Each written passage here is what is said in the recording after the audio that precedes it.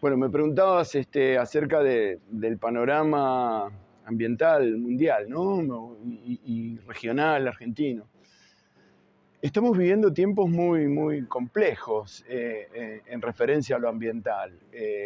Estamos viviendo tiempos de cambios que tienen que ver con una nueva dinámica climática que está ocurriendo en el mundo, que eso lo conocemos y lo tratamos como el cambio climático, que a pesar de que algunos estadistas de importantes países lo nieguen, ¿sí? o les parezca que esto no es importante, la verdad que esto no es una cuestión de opinión ni de posición política. El cambio climático es una realidad y es un hecho científico. Y algunos de nosotros, y desde la universidad pública, estudiamos este hecho científico. Y entre las consecuencias que tiene este cambio climático, específicamente hoy vamos a charlar en Pergamino, en esta hermosa biblioteca, sobre los efectos que hubo a raíz de este proceso de cambio climático, que fueron los incendios que afectaron a las islas del humedal. Lo digo en pasado porque voy a referirme a los incendios de 2020 a 2022. Después vamos a charlar sobre un incendio posterior que hubo en 2024. Pero bueno, todo el humedal estuvo sujeto a incendios extraordinarios durante este tiempo, ¿no? Y no es solo los incendios y la pérdida de los humedales, la forma en que regionalmente afecta el cambio climático, sino que también afecta a los agroecosistemas. Y si afecta al agroecosistema, afecta a la producción. Entonces, vamos a tener que repensar los modelos productivos pampeanos para enfrentar las consecuencias del cambio climático. Entonces, ¿qué sería el cambio climático? O sea, uno puede preguntarse, ¿y a mí en qué me afecta el cambio climático? ¿Qué me hace a mí el cambio climático? ¿O cómo se define? Básicamente lo que ocurre en estos procesos, que son antrópicos, son producidos por las personas, es que los fenómenos catastróficos, como inundaciones, sequías prolongadas, olas de calor muy importantes, olas de frío muy importantes, que se daban en el tiempo con una frecuencia mucho mayor, o sea, cada más cantidad de años, ahora se producen mucho más rápido, con una frecuencia, ¿sí? Muy importante.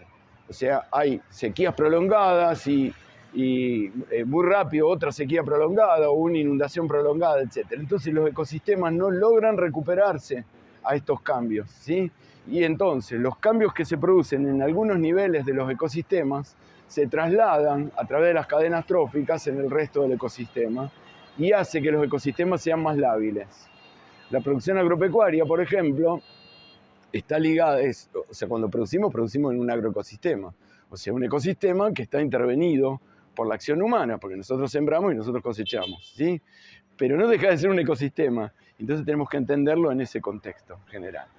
Así que hay muchos desafíos nuevos que se están presentando para charlar de estas problemáticas y bueno, hoy me invitaron a pasar una producción que es un material documental que se hizo en Isla de los Mástiles, se publicó por primera vez en marzo de 2023.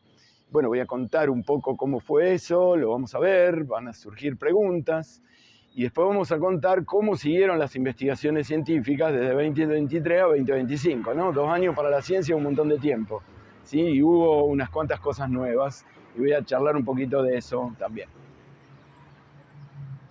¿En qué se está trabajando a nivel de educación, de capacitación, de concientización, de cuidado del medio ambiente? Bien, la educación ambiental es un tópico sumamente interesante que hay que explotar y que hay que explotar mucho más en las escuelas. Nosotros vemos en el ámbito rosarino que es cada vez más frecuente el tratamiento de temáticas ambientales entre los jóvenes, los adolescentes y los niños en las escuelas. Eso tiene que ver con el interés de los niños y las familias, con lo que se conoce a través de los medios, y con problemáticas que son nuevas y que se instalaron. Mis hijos más grandes, tengo hijos grandes y hijos chicos, mis hijos más grandes no jugaban a reciclar, ¿sí? Mi hijo chico juega a reciclar. El reciclaje no era algo que estaba en los pibes de 30 y pico cuando jugaban y eran niños, pero en los pibes de 9 sí está, ¿sí? Esa es la ventaja de tener hijos de tantas edades. yo creo que es muy importante la labor que se desarrolla a través de los distintos tipos de medios, generando conciencia ambiental y debate. Por eso creo que la universidad, nosotros creemos, no creo yo, lo creemos como institución, como universidad, que nosotros tenemos que investigar y publicar en las mejores revistas, pero tenemos que charlar y dialogar con la gente de este tipo de cosas. Y ahí se va generando la educación ambiental. O sea, hay que incorporar los debates y los estudios sobre el ambiente en las escuelas, en los grupos ambientalistas, que han tenido una labor extraordinaria, ¿sí? Fuera de la estructura académica, científica, los grupos ambientalistas de distintos tenores, ¿no? Que protegen animales, árboles, ecosistemas, ambientes, ciudades, etcétera, ¿sí? Que reciclan, etcétera, ¿sí? Todos ellos han hecho una labor extraordinaria. Entonces hay que apoyarlos, hay que promoverlos y hay que militar activamente sobre este tipo de temas. Rosario, plena pandemia. Las ventanas cerradas en la casa donde vivíamos cada uno.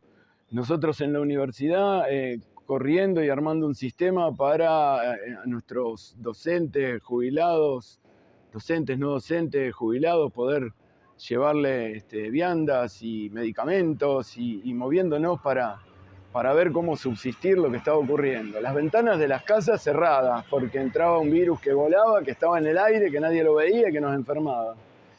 Y las ventanas estaban cerradas porque el humo que venía de la quema de los pastizales que están en las islas exactamente enfrente de Rosario no nos dejaban respirar.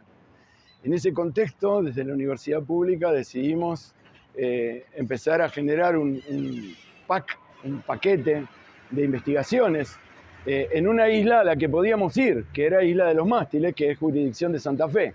Yo te recuerdo que en esa época había una restricción y no se podía pasar de una provincia a la otra, ¿sí? Ustedes no podían ir a Rosario porque están en provincia de Buenos Aires. Entonces, las islas enfrente a Rosario, por ejemplo, son islas que son de Entre Ríos. Pero Isla de los Mástiles, que queda enfrente de Granadero Baigorria, es de jurisdicción santafesina. Entonces ahí conseguíamos que la prefectura nos lleve. Y ahí ocurrió en 2020 un incendio extraordinario en la parte sur de la isla. Nosotros empezamos a investigar allí causas, razones, motivos de los incendios que se estaban generando en estos ambientes y estudiar el impacto que produjo sobre las comunidades y cómo venía el proceso de recuperación posterior. Siempre hay un proceso de recuperación. Nosotros en esa época esperábamos que crezca el río y que entonces al venir el agua y aprovechar el efecto reparador del agua, mejoren las condiciones ambientales de los sitios quemados. Coincidió con que había una sequía extraordinaria y una bajante extraordinaria. Son estos eventos del cambio climático que te decía que son extraordinarios. Entonces hubo 2 años de bajante, 3 años de bajante y 2 años de sequía. Se quemaba todo. O sea, al estar las islas secas, no había cortafuegos, no había una forma de parar el fuego. Cuando se iniciaba el fuego en un lugar, se expandía. Podés poner 25 dotaciones de bomberos, no lo vas a parar cuando se inicia, ¿sí? Y eso es lo que nos ocurrió a nosotros en el humedal. A partir de ahí empezamos a investigar, generamos un material para que se pueda usar en las escuelas, en los grupos ambientalistas, para generar debate. En todos los medios que pudimos lo contamos. Hoy venimos a traer ese material y a contar un poco cómo siguieron esas investigaciones en los años posteriores, ya incluyendo otras universidades como la Universidad Nacional del Litoral, otros grupos de investigación, otras disciplinas científicas. Y bueno, estamos en esa y tratando de surcir el planeta, ¿no? Como haciendo honor al grupo que nos está invitando hoy a Pergamino.